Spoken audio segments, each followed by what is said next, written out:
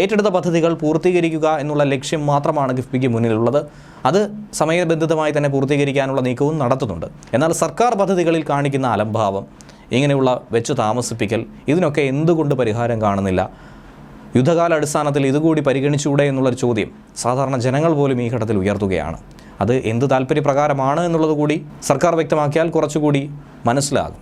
സംസ്ഥാന സർക്കാരിന് കിഫ്ബിയുടെ കടമെടുക്കൽ ബാധ്യതകളുമായി ബന്ധപ്പെട്ട് ബാധ്യതയില്ലെന്ന് സർക്കാർ വാദം അതുകൊണ്ട് തന്നെ ഒട്ടും തന്നെ സ്വീകാര്യമല്ല. CAG കാര്യത്തിൽ അടിയുറച്ച് വിശ്വസിക്കുന്നുണ്ട്. സാമ്പത്തിക ഉത്തരവാദിത്ത നിയമത്തിലെ ലക്ഷണങ്ങളൊന്നും തന്നെ നമ്മുടെ സർക്കാരിന് കൈവരിക്കാൻ ഇതുവരെയും കഴിഞ്ഞിട്ടില്ല എന്നുള്ളതും പരിശോധിക്കേണ്ട മറ്റൊരു വിഷയമാണ്.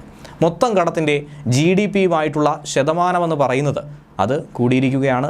GST നഷ്ടപരിഹാരത്തിന് കിട്ടിയ ബാക്ക് ടു ബാക്ക് ലോൺ കടമായി പരിഗണിച്ചിട്ടില്ല. 2017-2018 കാലഘട്ടത്തിലെ 55.96% നികുതി വരുമാനം വന്നത് 2021-22 കാലഘട്ടമായപ്പോൾ 50% കുറഞ്ഞിട്ടുണ്ട്. ഇതിന് കാരണം കോവിഡ് മഹാമാരിയാണെന്നും അപ്പോഴുണ്ടായ ശോചനീയമായ നികുതി പിരിവായിരുന്നുവെന്നും പറയുന്നുണ്ട്. റവന്യൂ വരുമാനത്തിൻ്റെ 19.98%, അതായത് 20% പലിശയ്ക്ക് വേണ്ടി മാത്രം നീക്കിവെക്കേണ്ടി വന്നു. 1995 മുനിസിപ്പാലിറ്റി കോർപ്പറേഷൻ പ്രദേശങ്ങളിലെ ഭൂമി പതിച്ച് നൽകൽ ചട്ടങ്ങളിൽ പരാമർശിക്കാത്തതിനാൽ തന്നെ പരിധിയില്ലാതെ സർക്കാർ ഭൂമി പതിച്ച് നൽകുന്നതിനിടയാക്കിയിട്ടുണ്ടെന്നും ഗുരുതരമായി തന്നെ ചൂണ്ടിക്കാണിക്കുന്നുണ്ട്. ഇതൊക്കെ സർക്കാർ തന്നെ തിരുത്തേണ്ട പിഴവ് തന്നെയാണ്. അർഹതയില്ലാത്തവർക്ക് പോലും ഇങ്ങനെ ഭൂമി ലഭിക്കുകയുണ്ടായിരുന്നു. വിപണി വില ഈടാക്കാതെ വിവിധ ഏജൻസികൾക്ക് ഇങ്ങനെ പതിച്ചു നൽകി. അങ്ങനെ ഭൂമി വാണിജ്യ ആവശ്യങ്ങൾക്കായി ഉപയോഗിച്ചുവെന്നും റിപ്പോർട്ടിൽ പരാമർശിക്കുന്നു.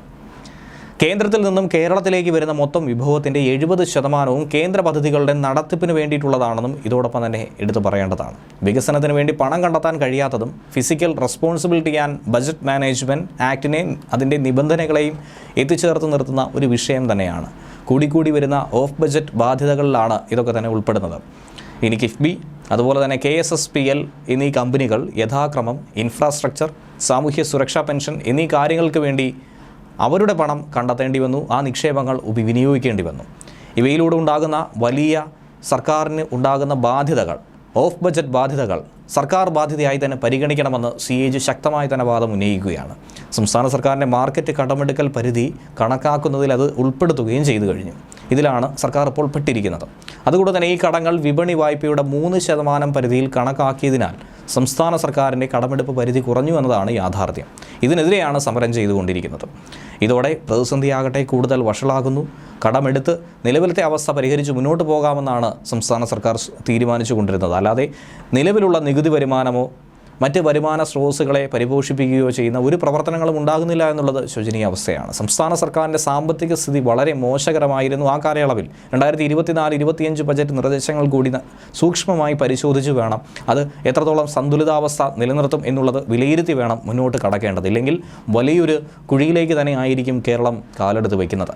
സർക്കാരിനെ പഴി പറഞ്ഞിട്ട് യാതൊരുവിധ കാര്യവുമില്ല. സർക്കാരുകൾ മാറി മാറി വരും, പക്ഷേ ഈ കടം മുഴുവൻ പൊതുജനങ്ങളുടെ തലയിൽ തന്നെ ആയിരിക്കും.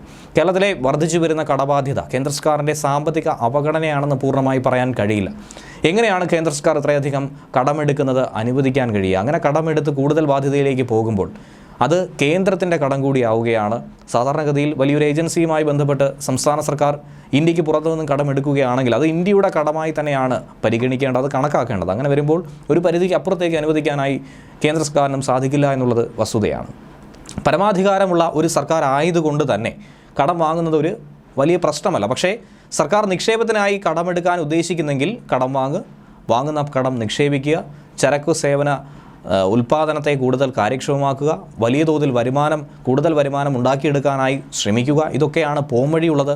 ഇത് ശ്രമിക്കാതെ കടമെടുത്ത് ആ കടം വീട്ടാൻ മറ്റൊരു കടമെടുത്ത് മുന്നോട്ട് പോകുന്ന ഒരു ഗതി അത് അധോഗതി തന്നെ ആയിരിക്കുമെന്ന കാര്യത്തിൽ ഒരു സംശയവുമില്ല. സംസ്ഥാന സർക്കാർ നിലവിൽ പോകുന്നത് ഈ വഴിയാണ്.